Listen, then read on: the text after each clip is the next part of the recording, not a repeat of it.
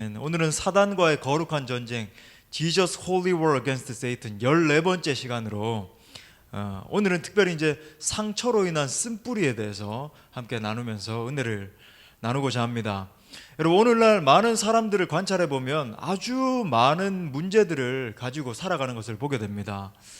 사람들을 보면 여러분, 가정의 문제, 또 재정적인 문제, 이 여러 가지 심리적인 문제들을 가지고 있어요. 특별히 한 10년 정도 됐나요? 여러분, 공황장애라고 하는 질병들이 우죽순처럼 나도 공황장애입니다. 나도 공황장애입니다. 저도 너무 깊이 불안장애와 우울증에 시달리고 있습니다.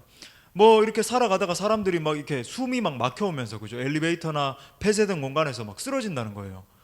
공황장애가 갑자기 찾아오면서. 사람들이 이런 여러 가지 문제를 안고 있습니다.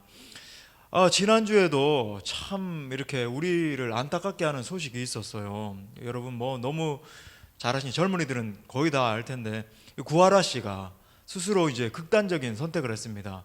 앞서 이제 한 달 반쯤 됐나요? 이 설리라고 하는 유명한 연예인이 이 구하라 씨와 친구였는데, 절친한 친구였는데, 먼저 이제 자살을 하게 된 거예요. 그리고 이제 이 구하라 씨가 5월쯤에 한번 이렇게 자살 시도를 한번 했었는데, 이번에는 안타깝게도 그렇게 이제 목숨을 잃어버리게 되었습니다. 얼마나 참 비통한 마음이 들고, 내가 참 이렇게 젊은이들을 가슴에 품고 있다라고 하면서 아직까지 그들에게까지 이제 내가 힘이 미치지 못하고 있는 상태인 것이 너무나 참 안타깝고 제 가슴 가운데 이렇게 비통한 마음이 들었습니다. 여러분, 이것은요 단순히 유명 연예인이 스스로 목숨을 끊었다 이런 차원이 아니라 이 시대의 아픔이에요. 여러분, 이 정말 참 걱정인데, 한 유명인이 이제 스스로 목숨을 끊게 되면은 베르테르 효과라고 여러분 아시죠? 괴테의 소설 이 베르테르의 슬픔이라고 하는 이 소설이 발간이 되고 난 이후에 유럽의 수많은 젊은이들이 자살했잖아요. 이것 때문에 여러분, 실제로 유명인이 한 명 이렇게 스스로 목숨을 끊게 되면은 일반인들 약 606.5명이 스스로 목숨을 끊는다고 해요.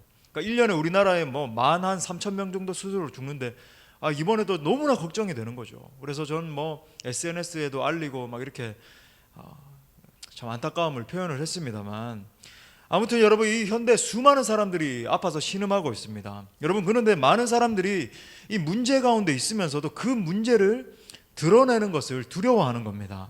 하지만 여러분, 하나님이 이 모든 문제에 궁극적인 치료자시라는 것을 알게 되면 여러분, 문제는 달라지는 것입니다.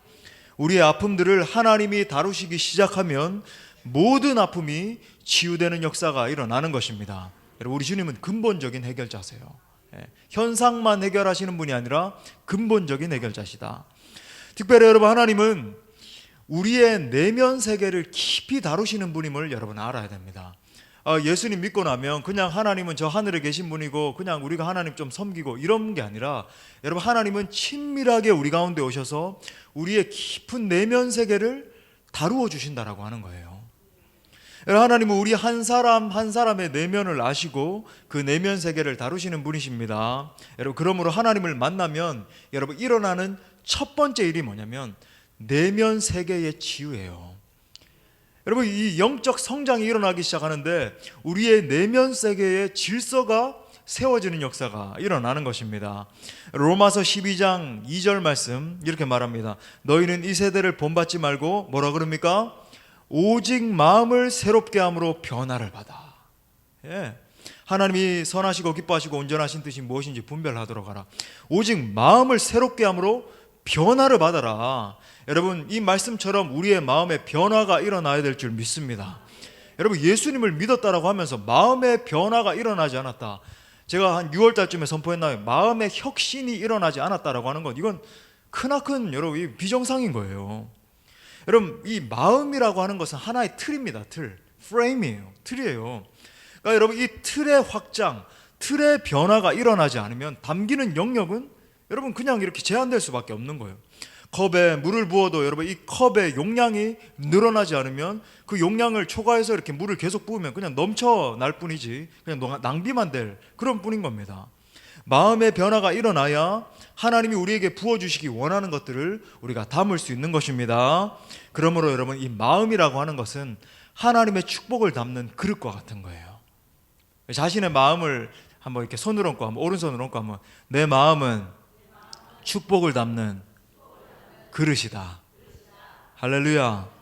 예. 하지만 여러분 예레미야 17장 9절 말씀에 보면 이렇게 말합니다. 만물보다 거짓되고 심히 부패한 것은 마음이다. 예. 여러분 우리의 마음의 변화가 일어나지 않으면 그 어떤 하나님의 역사도 기대할 수 없는 겁니다.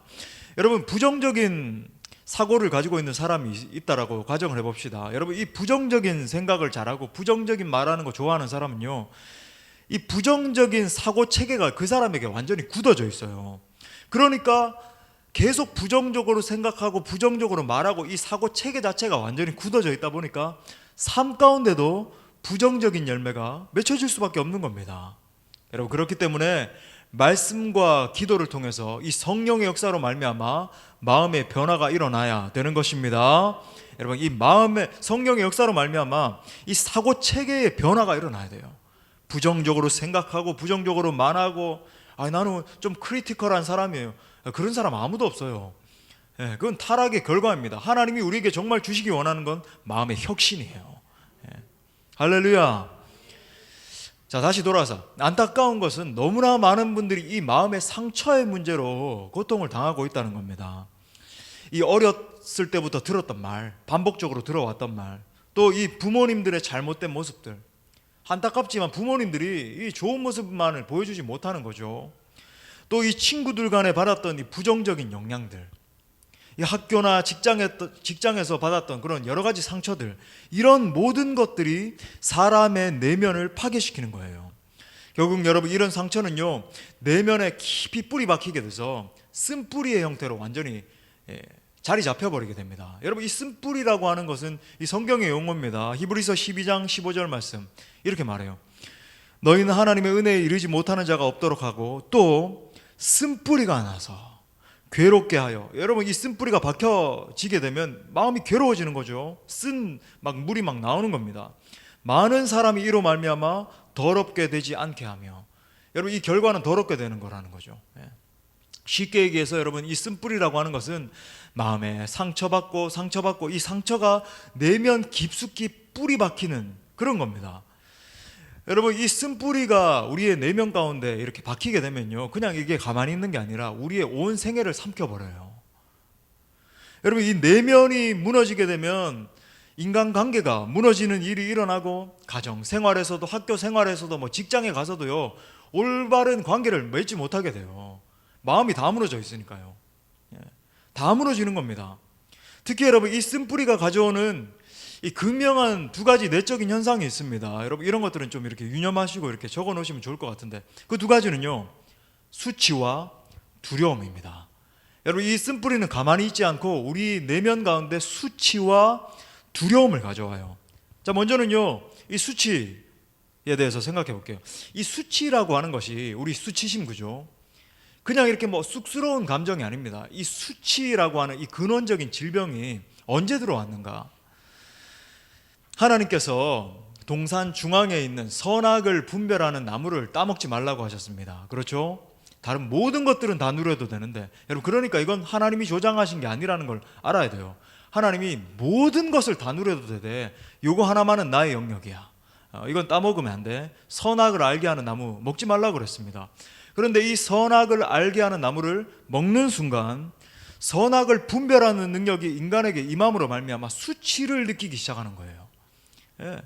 그 결과 여러분 어떻게 됐습니까? 아담과 하와가 이 나뭇잎을 가지고 엮어가지고 자기의 수치를 가리잖아요.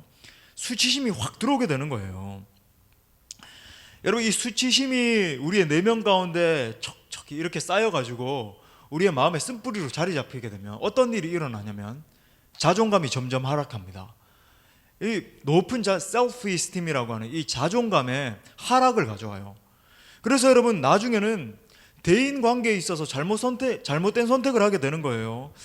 여러분 이런 분들 보시죠. 특별히 이제 연예인 같은 사람들에게 이렇게 많이 보게 되는데, 이게 좀 이렇게 드러나는 사람들이니까요. 자기 자신을 사랑하는 사람이 아니라 자기를 학대하고 자기에게 폭언을 일삼는 그런 사람에게 매력을 느껴서 결혼을 하고 잘못된 만남을 가지고 뭐 그러는 것을 보게 되는 거예요.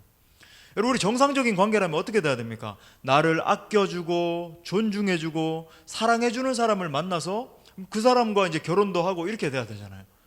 근데 여러분, 이 자존감이 무너진 사람은요, 그런 건강한 마음이 가져지지 않기 때문에 이상하게 자기를 학대하고 자기에게 뭐 안 좋은 이야기를 하고 그런 사람에게 더 매력을 느끼고 뭐 의지하고, 이 비정상적인 관계를 맺게 되는 거죠. 여러분, 이것이 자존감이 다 무너진 사람의 이 모습이라고 하는 거예요. 비정상입니다. 여러분, 또 두 번째로는요, 제가 이제 좀 빠른 속도로 이렇게 나가는데, 물론 오늘 뭐 모든 이 상처의 문제를 다 다룰 수는 없겠지만 개략적으로라도 좀 알려드리기 원해요. 두 번째는요, 이 두려움이 생겨요. 쓴뿌리가 자리 잡히면 이 두려움의 열매가 맺혀지게 됩니다. 여러분, 이 두려움의 근원이 뭔지 아세요? 많은 분들이 이 두려움의 문제, 특별히 이제 사람에 대한 두려움, 어떤 상황에 대한 두려움, 내 미래에 대한 두려움 때문에 시달리잖아요. 근데 여러분, 이 두려움은 근본적으로 하나님에 대한 두려움입니다. 긍정적인 의미에서 하나님을 경외하는 그 두려움 말고요, 하나님에 대한 공포심이에요. 두려움이에요. 내가 죄를 지었기 때문에 공의의 하나님께서 나에게 형벌을 내리실지도 모른다라고 하는 두려움이에요. 이 두려움의 근원은 바로 이것입니다. 여러분, 이 두려움의 결과가 극명하게 나타나는 현장이 있죠. 이것도 이제 원죄의 현장이에요. 아담이 이렇게 합니다. 하나님이 너가 어디 있느냐 그러니까, 당신이 내게 준 여자가 나로 하여금 이 열매를 먹게 해서 내가 지금 이 죄를 범하게 되었고 이런 수치감과 두려움에 떨게 되었습니다. 엄청나죠, 여러분? 이 두려움의 결과를 보세요. 원망을 하는 겁니다. 여러분, 두려움에서부터 여러분이 원망이 튀어나오는 거예요. 다른 사람을 원망하는 여러분 그 뿌리에는요, 내가 두렵기 때문에 그래요. 내가 이렇기 때문에, 누구 때문에, 당신이 이랬기 때문에 내가 이렇게 되는 겁니다. 두려움이 있는 거예요. 내 죄가 발각이 될까봐, 내 수치가 드러나게 될까봐. 당신이 내게 준, 그러니까 하나님까지 원망하는 거죠. 여자만 원망한 게 아니에요. 하나님까지 원망하면서, 당신이, 그럼 뭡니까? 하나님 당신이 내게 이 여자를 주시지 않았다고 한다면 나는 이런 범죄에 빠지지 않았을 거라는 거예요. 이게 무슨 결과입니까, 여러분?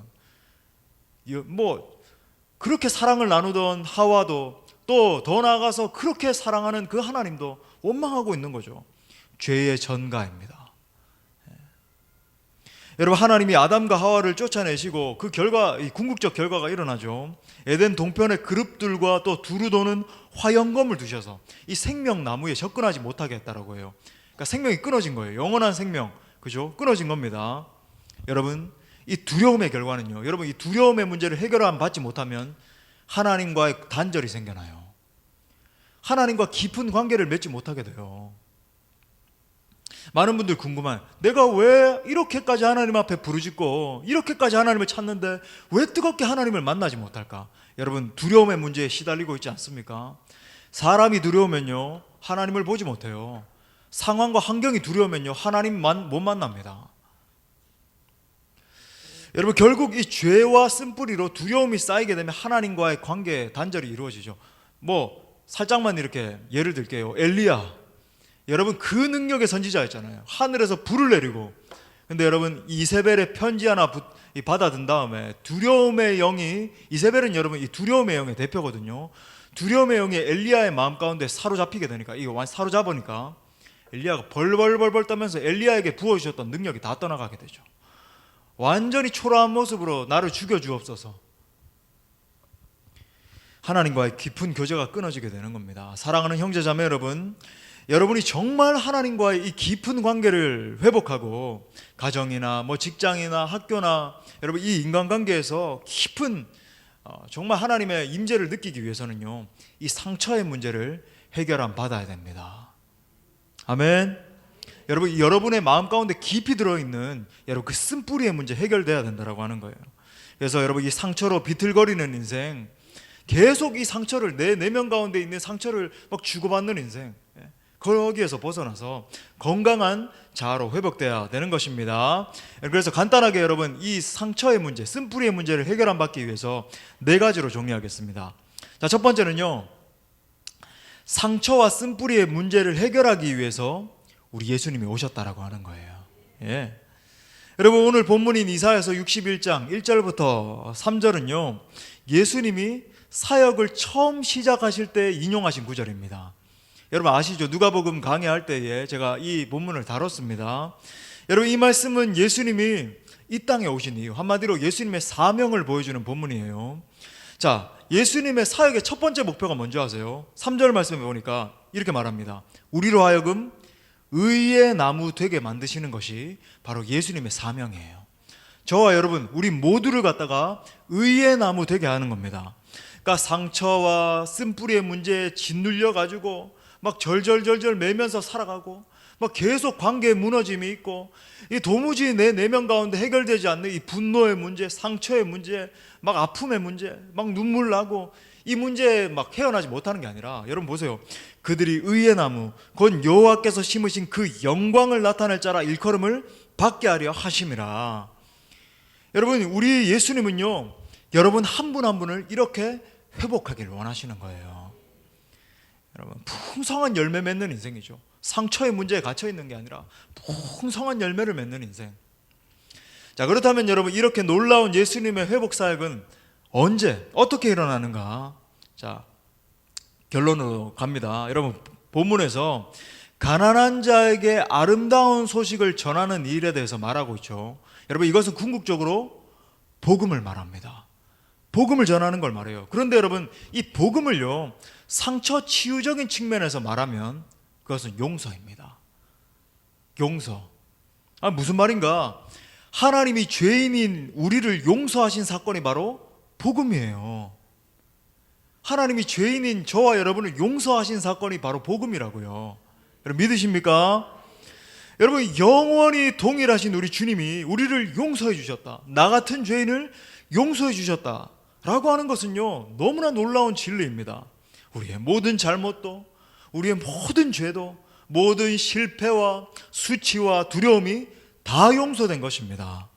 여러분, 이것이 십자가의 능력이라고 하는 거예요. 여러분, 우리가 삶을 살아가다 보면 많은 압력을 받잖아요. 삶 가운데서 우리의 가정도, 직장, 사역 속에서 우리가 한 일 때문에 공격을 당하고 정죄감을 갖게 되고 상처받고 의사소통이 깨어지고 관계가 깨어지는 경험을 하게 되는 겁니다. 그럼 여러분, 그런데 이 모든 상황 속에서 우리가 꼭 기억해야 되는 대전제는 내가 예수 믿음으로 말미암아 용서함 받았다라고 하는 거예요. 더 나아가서 여러분, 내가 용서할 수 있는 자가 되었다라고 하는 겁니다. 여기서 한 가지 짚고 넘어가야 될 부분이 있어요. 여러분, 이 용서에 대해서 잘못 알고 있는 그런 부분이 있습니다. 여러분, 많은 이들이 이 용서라고 하는 것을 감정에 의존해서 하려고 해요. 하지만 여러분 보세요. 그냥 감정적으로 감정 컨트롤을 해서 용서하는 어떤 느낌을 갖는 그런 게 아닙니다. 여러분, 용서는 철저히 진리에 근거한 것입니다. 무슨 말이냐면 내 내면에서는 막 상처받아서 울고 있고 다 찢겨 있는데 그 감정을 막 눌러버리고 마음속으로 삼켜가지고 그냥 버티는 것, 이게 용서가 아니라고 하는 거예요. 그거 아닙니다. 그런데 여러분, 그게 궁극적인 용서가 아니라고 하는 증거가 뭐냐면, 여러분 한번 해보세요. 막 여러 가지 감정이 막 끌어오르는데 그걸 막 꾹꾹 누르고 그래 용서해야지 용서해야지 하면서 누르게 되면 꼭 비슷한 상황이 연출이 되면요 내 분노와 좌절감과 여러 가지 낙심의 여러 쓴뿌리들이 막 올라옵니다. 용서되지 못한 거예요. 용서하지 못한 겁니다. 여러분, 비슷한 사람을 만나든지 비슷한 상황에 당면하든지 비슷한 이야기를 들었을 때 여러분 막 분노가 치밀어 오르고 화가 나고 그죠? 막 눈물이 쏟아지고, 여러분 용서하지 못해서 일어나는 현상인 거예요. 해결되지 못한 겁니다. 그냥 누르고 있을 뿐인 거예요. 하지만 여러분, 진정한 용서는 진리이신 예수님의 사역에 내가 동참하는 것입니다. 그래서 여러분, 진정한 용서는 진정으로 십자가를 경험하고 십자가를 통과한 자만이 할 수 있는 게 여러분 진정한 용서예요. 십자가의 그 놀라운 은혜를 통과하지 못한 사람은 여러분 진정으로 상대방을 용서할 수 없습니다. 자, 두 번째로 우리가 큰 두 번째로 살펴봐야 되는 건, 그런데 우리가 이제 이 용서하기 위해서 제거해야 되는 큰 걸림돌이 하나 있어요. 여러분 한 명 한 명이 다 여러분 이 문제에 걸려 있습니다. 나는 절대로 용서하지 않겠다라고 선언한 그 마음이 있을 거예요. 대부분의 분들이 여러분 이 문제에 걸려 있습니다. 나는 절대로 그 사람만큼은 용서할 수 없어. 혹시 여러분 나는 그 사람만큼은 절대로 용서하지 못하겠다라고 여러분 맹세한 그런 분들이 계십니까? 여러분 그렇게 선언한 분들은 하나님 앞에 나아가셔서 철저하게 그 맹세한 것을 깨뜨려야 됩니다. 여러분 이 상처의 문제, 쓴뿌리의 문제 해결안 받기 위해서는 여러분 그렇게 다짐하고 맹세한 걸 여러분 깨뜨리셔야 돼요. 여러분 그렇게 선언하는 것은 마치 이런 겁니다. 우리의 영혼을 갖다가 내 내면을 갖다가 감옥 속에다가 집어넣어 버리는 것과 같은 거예요. 감옥 속에 완전 가둬가지고 너는 절대로 자유함을 누릴 수 없어. 너는 갇혀야 돼. 이렇게 말하는 것과 동일한 거예요. 그러니까 그 맹세 속에 우리가 갇혀서 우리의 내면 가운데 절대로 변화가 일어나지 않는 겁니다. 여러분 우리는 정말로 영광에서 영광에 이르는 자들입니다. 할렐루야. 여러분 믿음에서 믿음에 이르는 자들이에요. 그런데 여러분 그 잘못된 맹세의 결과로 우리의 삶에서 계속 문제에서 문제가 이르는 그런 일이 일어나는 거죠. 계속 꼬이는 거예요. 내가 마음은 그렇지 않은데 자꾸 내가 원하지 않는 말이 나가고 내가 원하지 않는 막 생각이 들고 내가 원하지 않는 원한과 슬픔과 낭만과 온갖 부정적인 열매들이 맺히는 겁니다. 여러분 마태복음 18장 34절부터 35절 여러분 눈을 개심치레하게 뜨고 있는 세 분이 계시기 때문에 우리 다 같이 한번 읽어보겠습니다. 시작. 주인이 노하여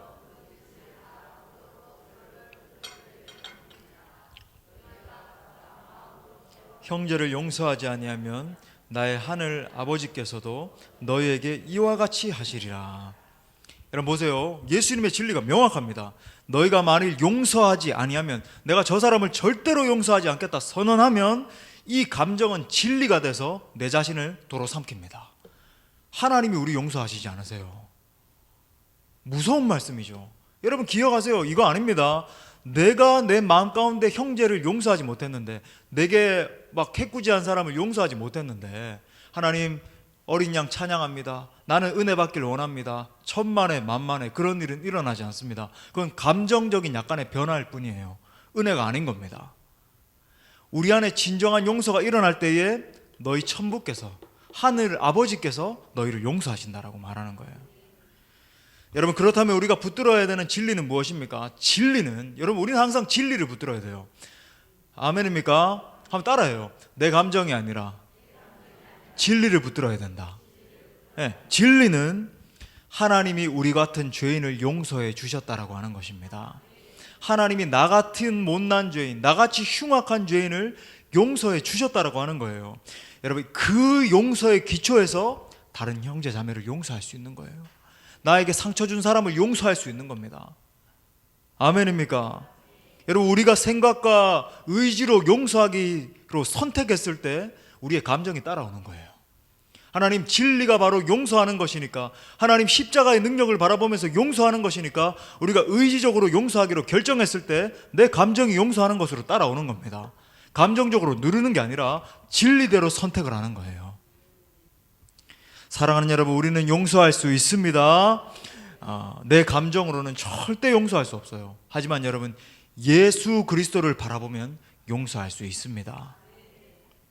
수년 전에 DTS 훈련, 예수제자 훈련학교에 입소한 한 형제의 예가 생각이 나는 거예요.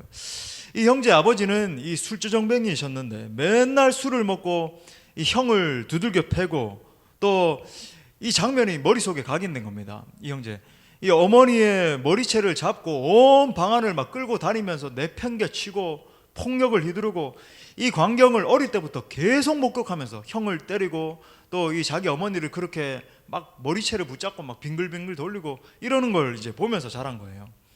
어느 날 이제 형이 이 지긋지긋한 집구석에서 내가 없어지면 되겠네라고 하면서 이 동생한테 지금 이 본인입니다. DTS에 참석한 이 사람에게 농약을 가져다 달라고 해가지고 이 농약을 가져다 준 거예요. 형이 막 화내면서 막 시키니까 그냥 뭐 무슨 일이 일어날지 모르고 이제 가져다 준 거예요. 근데 그 농약을 따서 이 형이 마시고는요 채 1시간이 되지 못한 채 몸이 점점 굳어가면서 형이 죽어가는 모습을 눈앞에서 본 거예요. 그래서 이 당시에 이 사람이 11살이었는데, 이 형제가 11살이었는데 자신이 형에게 농약을 가져다 줬다라고 하는 이 죄책감에서 벗어나질 못하고 결국은 정신병자가 됐습니다. 그래서 이 늘 형의 모습이 아른아른거리고, 심지어 자기 눈앞에서 11살이니까 이게 이미지가 굉장히 뚜렷하게 이제 기억이 되겠죠. 뭐 8살, 뭐 6살 이런 나이가 아니잖아요. 거의 11살이면 거의 다 컸잖아요. 그래서 이 서서히 굳어가는 형의 모습이 아른아른거리면서 살인자라고 하는, 나는 정말 사람을 죽이고 특별히 내 사랑하는 형을 죽인 살인자라고 하는 이 죄책감에서 벗어나질 못하는 거예요. 그래서 어떤 이제 영적 지도자의 권고로 예수 제자 훈련학교에 들어가게 된 겁니다. 그런데 그러니까 훈련학교에 이렇게 딱 들어갔는데 자기를 이제 섬겨주시던 간사님이 꼭 자기 형의 이미지와 이렇게 꼭 닮아 있는 거예요. 그러니까 하나님의 인도하심이 있었던 거죠. 그래서 그 간사님만 보면 자꾸 형이 생각이 나가지고 결국은 제가 이 훈련을 지속하지를 못하겠습니다. 그 훈련이 6개월이잖아요. 그래서 6개월간 훈련을 지속하지를 못하겠습니다 하면서 막 그만두려고 했는데, 그때부터 이 간사님이 이 분을 갖다가 이제 설득을 하고는 이 동생을 막 잘 섬겨주기 시작했어요. 형의 역할을 하기 시작을 했어요. 그러면서 이제 막 섬기기 시작을 했는데, 이제 몇 주차가 지나면 이제 깊이 내적 치유하는 세계적인 강사님들이 오셔가지고 깊이 내적 치유하는 시간이 있거든요. 이 내적 치유하는 시간이 돼가지고 이 간사님이 이제 이 형제를 이제 붙들고는 형 역할을 해주기 시작하는 거예요. 일주일 동안 깊이 이 형제를 막 끌어안고 형 역할을 하면서 막 펑펑 울었대요. 막 가슴에 끌어안고 이 형제를 안고 울면서 너가 나를 죽인 것이 아니라고 막 이야기를 하기 시작했대요. 너가 나를 죽인 게 아니라 이렇게 나의 상처 때문에 이런 일이 일어났으니까 절대로 너 자신을 책망하거나 원망하는 삶을 살지 말라고, 그 삶에서 벗어나라고, 그리고 하나님이 너를 얼마나 사랑하는지 아냐고, 예수 그리스도께서 너를 위해서 죽으셨다고, 일어나서 하나님의 영광을 위해서 살아가라고. 이 간사님이요, 이 형제를 막 붙들고 막 일주일 내내 펑펑 울면서 그렇게 막 보듬어주고 선언해주기 시작한 거예요. 그러면서 그 모습 속에서 형의 모습을 발견하게 되면서 깊은 치유가 임하게 됐습니다. 그래서 이 시간을 통해서 이 형제가 예수님을 뜨겁게 만나는 역사가 일어나고, 그러니까 11살 때로 깊이 돌아가서 이 내면이 치유되는 역사가 일어나게 되니까, 그리고 확신이 생겨나게 된 거예요. 내가 형을 죽인 것이 아니구나. 그 확신이 생겨나게 되니까 회복되어서 지금 다시 정말 놀라운 하나님의 사람으로 서나가고 있는 그런 역사가 일어났습니다. 여러분, 이 용서의 힘은 엄청난 거예요. 자기 자신을 용서한 거죠. 예수 그리스도, 이 간사님이 하신 대언을 한 거죠. 그죠? 예수님의 그 음성을 대언을 한 겁니다. 내가 너를 얼마나 사랑하는지 아니? 여러분, 자기 자신에 대해서 용서하는 일이 일어나니까 놀라운 회복의 역사가, 진정한 자유함이 임하는 역사가 일어나게 된 것입니다.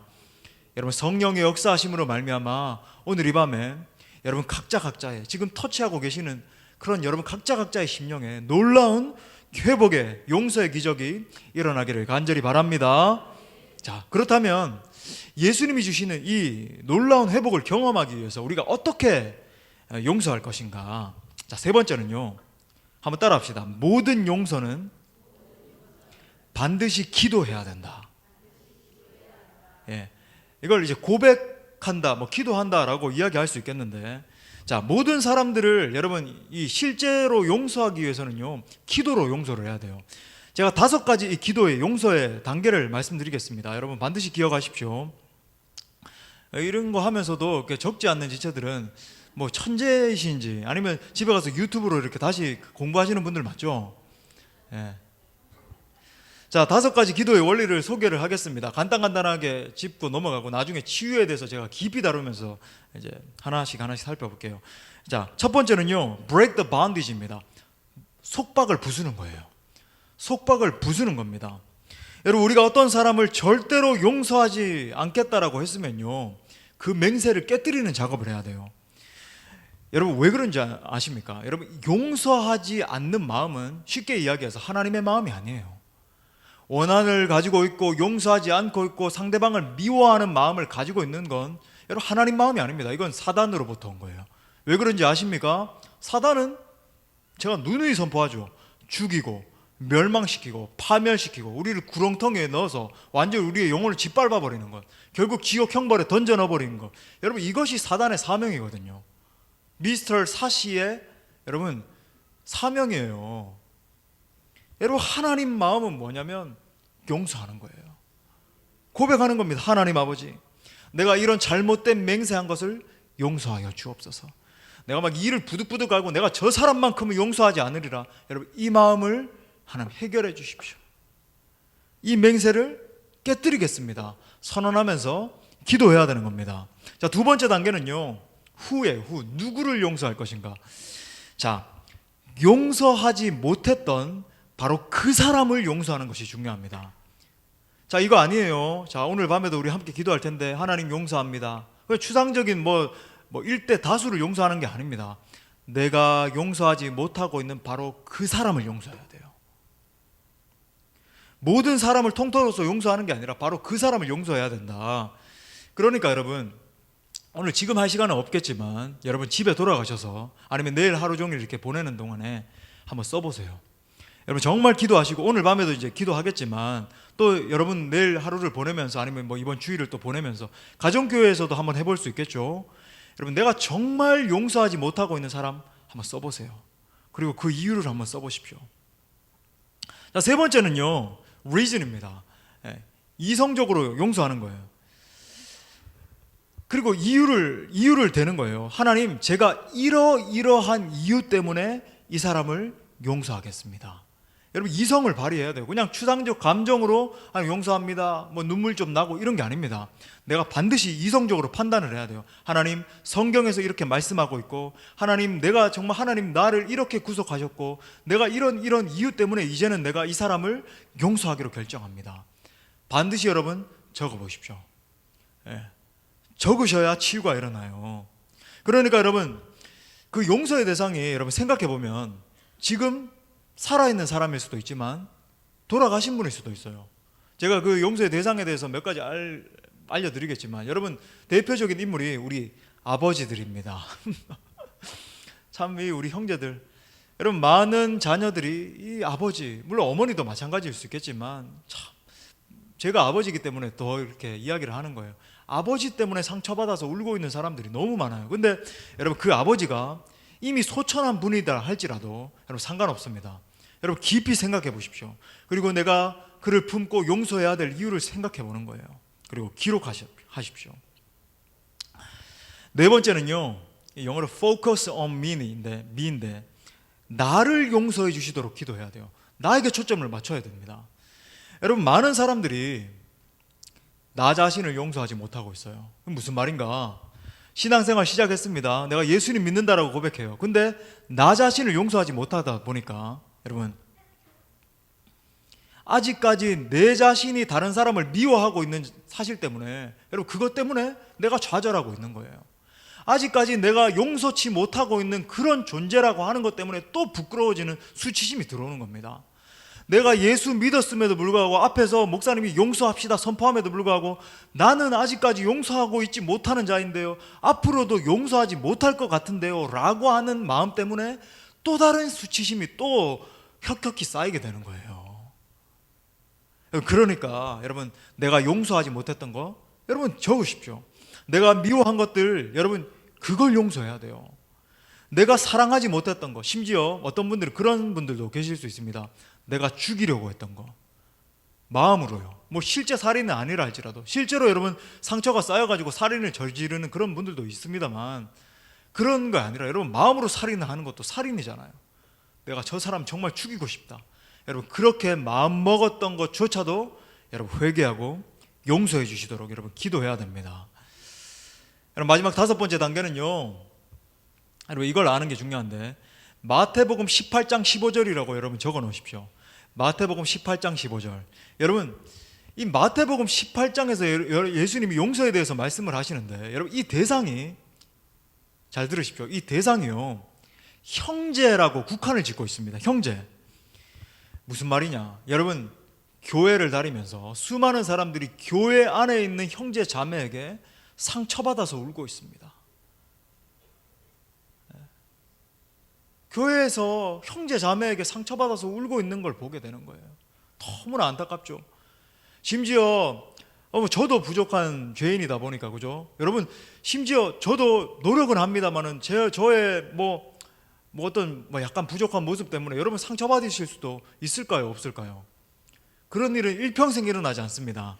라고 말하면 여러분 그건 거짓말이에요. 아유 목사님 상처받. 근데 여러분 부족한 죄인인 저 이 임재웅 목사도 마찬가지지만 여러분 성도 간에도 많은 상처를 주고받고 그래서 교회에서 아파하고 있는 지체들이 있어요. 여러분 그런데 왜 교회 안에 있는 형제 자매들에게 더 서운한 마음이 드는지 아십니까? 여러분 그들은 용서가 무엇인지 아는 사람들이기 때문이에요. 분명히 용서라고 하는 개념을 알고 있는 분이라는 걸 알고 있는데 이렇게 상처받고 주고받는 그런 관계라고 하는 것 때문에 더 서운함이 쌓이는 거예요. 사실 여러분 교회 안에서 상처받는 건요, 그 근원은요 깊은 어떤 상처라기보다 섭섭이형이 들어오는 거예요. 예, 진짜예요. 서운한 마음. 예. 그러니까 여러분 어떤 분들이 그런 분들이 있거든요. 쉽게 이렇게 상처받는 분들. 예. 제가 이럴 수 있잖아요. 그러니까 특별히 이제 뭐 그런 예들은 어릴 때부터 제가 많이 들어왔기 때문에 목사님이 바쁜 겁니다. 그러니까 오늘 뭐 해야 되는 뭐 그런 설교나 뭐 그런 것들 때문에 골똘한 생각에 빠져 있을 수 있잖아요. 사람이 그렇죠. 그래서 이렇게 지나가는데 목사님이 내 인사를 안 받아주셨네. 오늘 왜 저렇게 차가운 얼굴로 저렇게 지나가시지? 상처받았다. 그래서 막 3개월씩 4개월씩 막 붙들어 매고 막 집사님 그러셨나요? 전혀 모르고 아니 그때 딴 생각하고 있었다. 근데 그것뿐만이 아니에요. 여러분 이 사소한 말에. 근데 여러분 이 교회에서 일어나는 많은 것들은요 이 섭섭해요. 서운한 것 때문에 일어나는 거예요. 하지만 여러분 기억하세요. 여러분 상처 안 받기 위해서 상처 받을 필요 없습니다. 왜 그러냐면 우리 모두가 죄인들이고 우리 모두가 성화되어가는 과정 가운데 있는 자들이에요. 이 자리 가운데 저는 완벽하게 성화되어서 영화의 단계에 올랐습니다. 한번 손 들어보세요. 그러면 여기 하산하셔도 됩니다. 저보다 훨씬 더 대단한 분이세요. 하산하십시오. 아무도 없어요 여러분. 우리 모두는 성화의 단계에 있고 늘 그냥 십자가를 바라보면서 노력하는 존재들이기 때문에 여러분 우리는 형제를 이해하고 또 용서하고 사랑하고 그렇지 저 형제도 저렇게 노력하네. 저는 그러니까 말은 여러분 뭐 일일이 다 할 수 없지만 저 여러분들을 굉장히 관찰하거든요. 여러분 깜짝 놀래죠. 목사님이 그런 것까지 다 보고 계시고 뭐 기억하. 저는 그런 걸 잘합니다 원래. 근데 여러분을 보면서 1년 전에 만났을 때 저분이 저런 면이 있었는데 저걸 깨뜨리고 한 단계 성숙해가네. 저는 그거 보는 감격이 너무너무 놀라워요. 저는 여러분 그렇게 생각하지 마세요. 1년 전에 내 그 모습 부족한 모습 계속 목사님 기억하시면서 막 저 사람은 저렇게 미성숙한 사람이야. 저는 그렇게 생각 안 합니다. 전 진짜예요. 하나님이 아시는데 여러분이 1년 동안 성숙한 그 모습 바라보면 너무 기뻐요. 기도하지 않는 분들이었는데 기도하는 사람으로, 말을 험하게 하는 분들이었는데 그런 사람 없는데 근데 생각하면서 하고 자기 자아를 더 깨뜨리려고 하고 가정에서 여러 문제가 있었는데 더 막 감싸주고 이해하는 사람으로 바뀌어지고 그 모습을 바라볼 때 감격이 있는 거예요. 너무 길어지니까 지금 안 돼요. 자 그렇다면 질문입니다. 교회 안에서 형제에 대한 질문이에요. 형제가 나에게 상처를 줬을 때 아니면 나를 아프게 했을 때 몇 번까지 용서해야 될까요? 마태복음 18장 22절 말씀입니다. 여러분 그 앞에 21절에 보면 형제가 이렇게 나옵니다. 형제에 대한 거예요. 우리 교회 안에 예수님께서 이르시되 내게 이르노니 7번뿐 아니라 7번을 70번까지라도 할지니라. 여러분 형제에 대해서 이렇게 하라는 거예요. 여러분 밖에 사람들은 세상 사람들은 차치하고라도 형제가 나에게 상처 주고 혹시나 여러 트러블이 일어나면 끊임없이 용서하라는 겁니다. 할렐루야. 할 수 있으니까 주님이 말씀하신 줄 믿습니다. 불가능한 거 주님 말씀하시지 않아요. 그러므로 여러분 옆에 있는 지체들에게 손을 꼭 잡아주면서 이렇게 말합시다. 주님의 마음으로 사랑하고 용서합니다. 이렇게 말합시다. 세 사람씩 주님의 마음으로 말해주세요. 주님의 마음으로 사랑하고 용서합니다. 사랑하고 용서합니다. 또 마음 다 주님의 마음으로 막 이러면서 용서. 자, 이것이 이제 내적 치유를 위한 원리이고 이제 마지막입니다. 네 번째. 자, 지금부터 이 쓴뿌리를 치유하기 위해서 오늘 밤에 이제 기도하기 원하는데 여러분 이 기도하기 위해서 세 가지 질문을 제가 드리겠습니다. 이건요 저는 이제 대학교 1학년 때부터 이 내적 치유를 깊이 공부했어요. 실제 이제 내적 치유 학회를 따로 다니면서 깊이 공부하고 많은 수업도 듣고 연구를 많이 했는데, 여러분 이것은 대표적인 치유 이론 중에서 가족 치유 이론에서 가져온 겁니다. 치유에 대해서 관심 있으신 분들이 이 가족 치유 이론에 대해서 조금 알 거예요. 이건 뭐 사실 가계도를 다 그려보고 뭐 이렇게 할 필요도 있는데, 자, 세 가지 질문을 여러분 기억하십시오. 첫 번째는 부모님에 대해서 질문하셔야 돼요. 여러분 많은 이들이 부모님으로부터 받은 상처 때문에 제일 괴로워합니다. 여러분 부모님이 안타깝게도 상처를 주는 최고의 원인이에요. 부모님이. 자, 케이스 네 가지인데, 첫 번째는요, 수치가 많은 가정에서 자란 아이가 있을 수 있습니다. 그냥 지적하고 이렇게 짚고 넘어갈게요. 계속 막 이것이 문제다, 이것이 문제이다 이렇게 지적하는 가정에서 자란 그런 아이는요, 이런 수치심이 많은 아이로 자라게 돼요. 또 두려움과 공포가 많은 가정이 있습니다. 막 아버지가 막 두렵게 하고, 막 옛날에 우리나라 많이 그랬잖아요. 하기만 하면 아버지가 막 벌벌 떨고, 또 막 상처가 막 서로 간에 막 난무하는 그런 가정들. 여러분 이런 부모님들 밑에서 자라게 되면 그 자녀는요, 그 직접적인 영향을 받게 돼요. 또 두 번째 케이스는 어떤 케이스들이 있냐면 아버지나 어머니의 외도의 경우입니다. 여러분 아버지나 어머니가 외도하면, 여러분 이 아이는 만약에 아버지나 어머니가 헤어지지 않았다라고 할지라도 이 외도 이후에도 이미 정서적인 이 깨어짐의 가정 가운데서 자라는 꼴이 되는 거예요. 또 아버지가 어머니를 구타하는 그런 가정. 아버지가 어머니를 저렇게까지 학대하는구나. 또 이런 가정, 불교나 유교적인 사상에 찌들려 있는 그런 가정도 그래요. 예? 여러분 옛날에 이 불교나 유교 가정에 찌달려 있는 가정 질서가 잘못되어 있죠. 성경적이지 않습니다. 완전히 굳어져 있고, 남존여비 뭐 이러고 뭐 말도 안 되는. 또 아버지와 어머니 사이에 아무런 애정이 없는 가정이 있어요. 여러분 특별히 성경적으로 제가 권면합니다. 정말 코를 골아서 대포 소리가 지나가지 않는 한 여러분 각방 쓰면 안 됩니다. 성경적이지 않아요. 성경적이지 않아요. 예. 제가 일전에 어떤 교육자에게도 권면한 적이, 우리 교회 교육자가 아니라 어떤 후배에게도 제가 권면한 적이, 뭐 새벽 기도 가야 되고 하기 때문에 아니야. 같이 일어나는 경우가 있더라도 무조건 같이 자야 돼. 여러분 그리고 아이들도 그걸 보는 거예요. 그리고 여러분 사랑하지 않는 것, 부모가 서로 사랑하고 애정을 나누지 않는 그 모습을 보는 것도 여러분 정서적으로 이미 깨어진 가정에서 자라는 거예요. 케이스 세 번째는 무관심입니다. 남편에 대해서 무관심하고, 아이에 대해서 무관심하고, 아내에 대해서도 무관심하고, 전혀 서로 간에 무관심한 그런 가정들이 있어요. 특별히 여러분 부유한 가정, 공부 많이 한 그런 가정에서 여러분 그런 현상들이 많이 나타나요. 차갑죠. 예.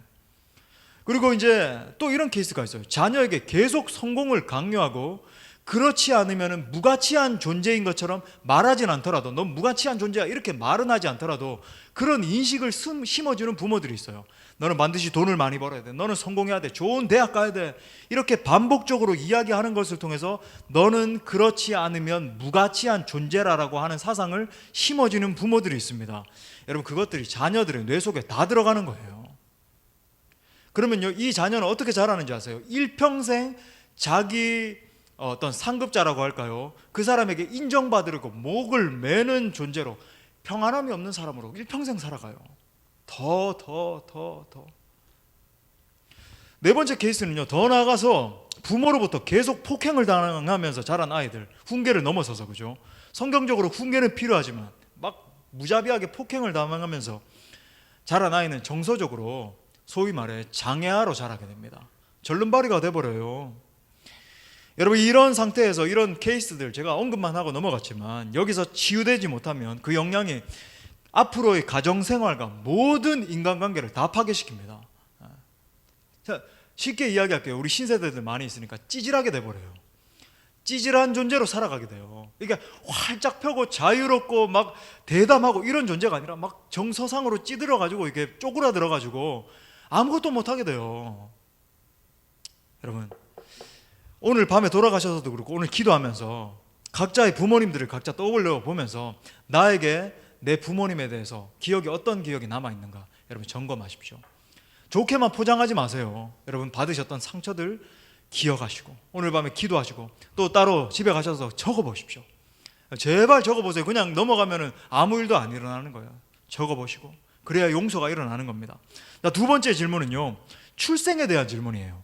무슨 질문인가? 나는 부모님이 원해서 이 세상에 태어난 존재냐는 거예요. 여러분, 제가 말씀드렸지만 낙태 문제에 대해서 설교하면서 우리나라에서 1년에 250만 명의 핏덩어리들이 유산이 되죠. 그리고 전 세계적으로는 1억 명 이상이 유산이 되고 있습니다.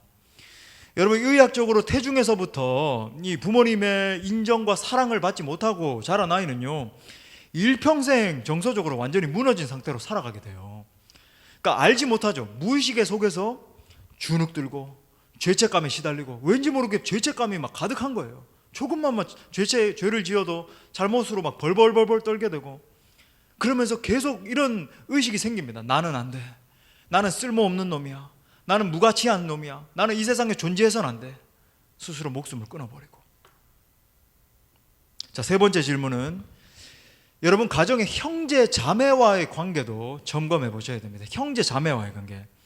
가정에서 여러분, 형제 자매와의 관계가 어땠습니까? 예를 들어서 형제 안에서 비교의식 가운데 자란 아이가 있어요. 그러니까 부모님이, 여러분 보세요, 성경적입니다. 편애를 받는 사람은요 성경적으로 잘 되는데, 이 편애를 받지 못한 자녀 있죠, 안 되게 되어 있어요. 뭐 요셉의 경우를 말하지 않더라도 알 수 있죠. 뭐 야곱의 경우를 말하지 않더라도 여러분 알 수 있죠. 그러면서 말하고 있네요, 그렇죠? 예, 편애를, 사랑을 받는 자녀는요 성경적으로 잘 되게 되는데, 받지 못하면요 다 무너지게 돼요. 이건 뭐 실제 상처 치유적으로도 여러분 정서적으로 무너지기 때문에 그런 일이 일어나는 겁니다. 여러분, 점검해 보십시오. 내가 과연 나의 형, 나의 누님, 아니면은 내가 형 맞이였는데, 아니면 막내를 사랑하고 나는 뭐 무조건 책임감만 짓눌려서 살지 않았는지 점검해 보셔야 돼요. 그리고 심지어 형들이나 누나에게 심하게 맞고 자란 아이, 저는 너무 많이 봤어요. 막 구타당하고 자란 분이요, 나중에 50살, 60살이 됐는데도 두려움에 떨고 있고 제대로 관계를 맺지 못하는 거죠. 여러분, 오늘 이 밤에 주님 앞에 마음의 무릎을 꿇으시고 깊이 질문하십시오. 그리고 여러분이 받았던 모든 상처를 토해 놓으십시오. 기도할 때에 강력한 치유의 역사가 일어날 줄 믿습니다. 말씀의 결론을 맺겠습니다. 사랑하는 여러분, 우리 예수님은 우리 마음의 상처를 치유하시는 분입니다. 십자가에서, 여러분, 이 십자가는요 우리의 모든 아픔도 수치와 두려움과 상처의 문제를 다 해결하신 현장이에요. 예수님이 강하게 임재하셔서 여러분의 마음을 만지시면 어떤 상처와 쓴뿌리도 떠나가는 줄 믿습니다. 여러분, 죽은 나사로의 이야기를 기억하시지 않습니까? 그 누이 마르다가 자신의 오라비 때문에 펑펑 울면서 좌절하고 있었어요. 근데 여러분, 요한복음 11장 39절에서 예수님이 이렇게 말씀하십니다. 예수께서 이르시되 돌을 옮겨 놓으라 하시니 그 죽은 자의 누이 마르다가 이르되 주여, 죽은 지가 나흘이 되었음에 벌써 냄새가 나나이다. 여러분, 여기 죽은 나사로가 우리에 해당돼요. 여러분, 상처와 쓴뿌리로 인해서 여러분 다 죽어 있는 겁니다. 많은 현대인들이 울고 있어요. 혼자 여기 나와서 아멘하고 있고 손들고 찬양하지만 혼자 있을 때 외로움에 시달리고 죽고 싶은 생각이 들고 좌절하고 있고. 여러분, 한 가지, 여러분 우리 가운데 바뀌어진 한 가지 현실이 뭔지 아십니까? 이 무덤 밖에, 예수 믿은 우리의 마음 밖에 예수님이 서 계신다는 사실입니다. 예수님이 치유하시기 위해서 서 계세요. 이때 우리 마음과 여러분 사단은요 이렇게 속삭여요. 주여, 죽은 지가 나흘이 되었음에 벌써 냄새가 나나이다. 너의 마음을 바라는 거예요. 너가 다 무너졌는데 어떻게 회복될 수 있냐는 거예요. 너의 무너진 삶을 바라는 거예요. 아무 가능성 없다는 거예요. 너는 그냥 실패한 인생이라는 겁니다. 스스로 목숨을 끊으라는 거예요. 그때 여러분, 예수님은 뭐라고 하십니까? 돌을 옮겨 놓으라. 돌을 옮겨 놓으라. 여러분, 사탄의 음성을 믿음으로 끊어버리면 예수님의 음성이 들려지는 것입니다. 여러분, 우리는 우리의 마음에 돌을 옮겨 놓기만 하면 되는 거예요. 그러면 여러분, 회복의 음성, 예수 그리스도의 음성이 들려지는 거죠. 나사로야 나오라. 나사로야 나오라. 할렐루야. 여러분, 주님 말씀하시면 그 어떤 무너진 상태에 있다 할지라도 회복되는 줄 믿습니다. 아무쪼록 오늘 밤에 우리 찬양하고 기도하는 가운데 모든 상처와 이 쓴뿌리의 문제가 해결되는 밤이 될 줄 믿습니다. 우리 좋으신 하나님께 영광의 박수 올려드리겠습니다.